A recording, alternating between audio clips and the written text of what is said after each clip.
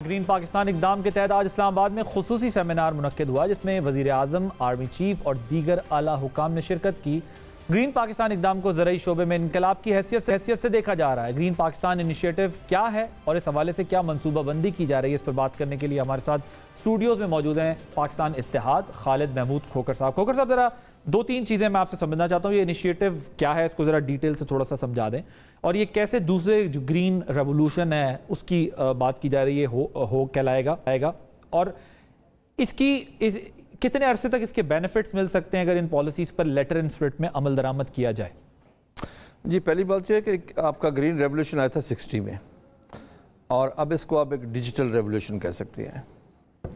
اس میں یہ ہے کہ ہماری آبادی بڑھ رہی ہے ہر سال، ایک نیا نیوزی لینڈ یا سنگاپور ہم آبادی میں ایڈ کر رہے ہیں، لیکن اس طرح سے ایگریکلچر کی گروتھ نہیں ہو رہی۔ پھر ہم نے اپنے کشکول کا سائز بڑا کر لیا، IMF کے پاس جا رہے ہیں، باقی ممالک کے پاس جا رہے ہیں، لیکن اپنے یہاں کوئی کام نہیں ہو رہا تھا۔ تو اس پہ میں سمجھتا ہوں کہ یہ اچھا فیصلہ کہ ریاست نے مل کے، پوری ریاست نے فیصلہ کیا ہے کہ ہم اپنی ایگریکلچر میں گروتھ پیدا کرتے ہیں۔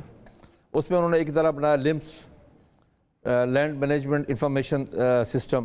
اس سے یہ ہوگا کہ ایک جدید کاشتکاری کی طرف کاشتکار جائے گا کہ ایک کاشتکار رحیم یار خان کا رہنے والا ہے، رحیم یار خان اس نے کاشت کی ہے، اگر لاہور وہ اپنے گھر میں بیٹھا تھا، اپنے گھر میں بیٹھ کے اس ایپ کے ذریعے وہ اپنی فصل کو چیک کر سکتا ہے، اس کی پیسٹ اسکاؤٹنگ کر سکتا ہے، اس کے اپنی زمین کے انالیسس کروا سکتا ہے، تھرو ڈرون بھی وہ اس کو کنٹرول کر سکتا ہے۔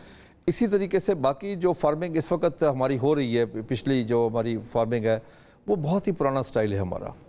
اب ایک یہ سمجھ لیں کہ ایک نئی ڈائیوو چلا رہی ہے پاکستان میں، ایک ڈائیوو بس آئی، اس کی وجہ سے باقی ساری بسیں ٹھیک ہو گئی، ایک جدید ٹیکنالوجی کریٹ ہو گیا۔ ہاں، نہیں، جدید انفارمیشن آئے گی، جدید ٹیکنالوجی آئے گی، مارکیٹنگ میکنزم آئے گا۔ اب تو کاشتکار کے لیے یہ مسئلہ ہے، کاشتکار کو یہ پتہ ہی نہیں ہوتا مجھے فصل کا ریٹ کیا ملنا ہے، اس کو بالکل قطعاً پتہ نہیں ہوتا۔ پلس کاشتکار اور اینڈ کنزیومر کے درمیان میں ایک مڈل مین ہے جو کھائے جا رہا ہے۔ ہم نے اس سے پچھلے سال گندم بیچی 2200 روپے من، اینڈ کنزیومر کو ملی 5200 روپے من، 1750 ارب کا گیپ کون کھا گیا جی؟ ہم نے مونجی بیچی کو 1800 روپے من، وہ چلی گئی 5500 روپے من تک، تقریباً 1000 ارب کا کون کھا گیا جی؟ اب اس سسٹم سے آ کے ہر چیز کنٹرول ہوگی، یعنی کہ ڈائریکٹ فارمر کی اپنی مارکیٹیں ہوں گی، پلس ایک نئے جدید طریقے سے وہ کاشتکاری کرے گا۔ دیکھیں میں آپ کو عرض کروں، ہمارے پاس فارم ٹو مارکیٹ جو ڈسٹنس ہے وہ کم ہو جائے، وہ بھی کم ہو جائے۔ اچھا، دوسرا مجھے یہ بتائیے کہ یہ فورن ریزروز کے لیے کتنا امپورٹنٹ ہے زر مبادلہ کے ذخائر بچانے میں؟ میں آپ کو عرض کرتا ہوں جی، دوسرا دیکھیں میں سمجھتا ہوں کہ اس سے آپ اس وقت جو امپورٹ کر رہے ہیں 14 سے 15 بلین ڈالر کی ایگریکلچر پروڈیوس کی آپ امپورٹ کر رہے ہیں۔ میں یقین کرتا ہوں کہ اگر اسی ول کے ساتھ جس ول سے یہ کام شروع ہوا ہے، یہ 3 سال شروع رہا تو 3 سال بعد ہم 1 روپے کی بھی امپورٹ نہیں کر رہے ہوں گے، بلکہ ہو سکتا ہے کہ ہم 5-10 ارب ڈالر کی ایکسپورٹ کر رہے ہوں۔ یہ ہمارے لیے پھر یہ ہے کہ جو اس میں ایک نیشنل انویسٹمنٹ فیسیلیٹیشن کونسل بنی ہے، اس کا مقصد یہ ہے کہ آپ کا باہر کا جو کوئی بھی آ کے یہاں پہ انویسٹ کرنا چاہتا ہے، یا لوکل کوئی انویسٹر کو کارپوریٹ سیکٹر انویسٹ کرنا چاہتا ہے، اس کو ایک گارنٹی ہو کہ اس کی فائل گھومتی نہیں رہے گی بیوروکریسی کے پاس، وہ جائے گا اسی ایک کونسل کے پاس جہاں پرائم منسٹر بھی ہوگا، چاروں CM بھی ہوگے، آرمی چیف بھی ہوگا، وہیں اس کی منظوری ہوگی، وہیں فیصلہ ہوگا، وہیں اس کو کام کی اجازت دی جائے گی۔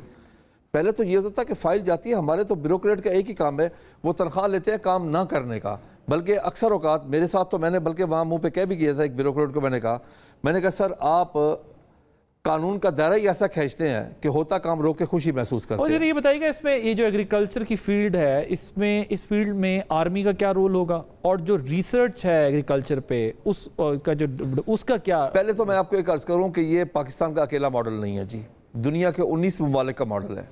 خصوصاً آپ چائنا کو لے لیں، موزے تن نے سٹارٹ کیا تھا کہ کسان اور جوان کو وہاں مل کے کام کرا، آج تک وہ چل رہا ہے، آج تک۔ اس میں جو فوج ہے وہ ایک سہولت کار ہے، اس میں جہاں پہ وہ زمین لیول کر کے وہ کاشتکاروں میں تقسیم کریں گے، یا کارپوریٹ سیکٹر کو دیں گے، یا کوئی اور لینا چاہے وہ لے گا، وہ لیز پہ لے گا، 30 سالہ لیز پہ لے گا۔ اور جس فرض کیا وہ پنجاب کی زمین ہے تو اس کی جو انکم آئے گی، لیز منی جو آئے گی، وہ ڈائریکٹلی پنجاب کو جائے گی، نہ کہ فوج کو جائے گی۔ پہلے تو یہ کنفیوژن ہمیں دور کرنی چاہیے، کیونکہ اس وقت درمیان میں منفی سوچ بلا وجہ لوگ اٹھاتے ہیں، حالانکہ ایسی کوئی چیز نہیں۔ دوسرا ہمارا جو سب سے بڑا پرابلم ہے وہ یہ ہے کہ ہماری زمین اب کنالوں میں بٹ رہی ہے، 2 کنال حصے میں آ گئی، 1 کنال حصے میں آ گئی، 1 ایکڑ آ گیا، 10 ایکڑ آ گیا، 5 ایکڑ آ گئے۔ اس طرح کاشتکاری فارمنگ میں اس کے لیے بھی इसी में मौजूद है कि कोऑपरेटिव फार्मिंग जो इंडिया में जैसे हो रही है कि 2-3 मौजे मिल के, मवाज़िया चकूक मिल के वो मिल के काश्तकारी करेंगे। अब देखें ना, आम एक छोटा काश्तकार क्या वो कर सकता है? 35 लाख का ट्रैक्टर ले सकता है? अगर वो जदीद मशीनरी की तरह चला जाए तो फिर ट्रैक्टर 8 करोड़ का ट्रैक्टर होगा।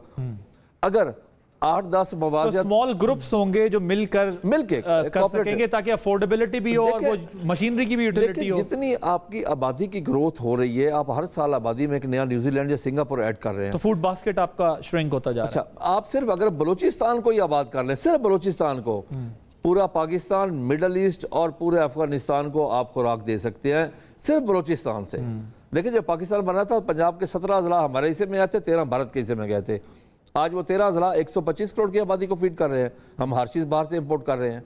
वजह हमारी तरजीहात में ज़राअत नहीं थी और हमने रिसर्च पे तवज्जो नहीं दी। हमारा रिसर्च का बजट एग्रीकल्चर की GDP का 0.18 है। अगर ब्राज़ील 5-7 सालों में ऊपर गया तो एक ही वजह है उसका रिसर्च का बजट एग्रीकल्चर की GDP का 1.75 है।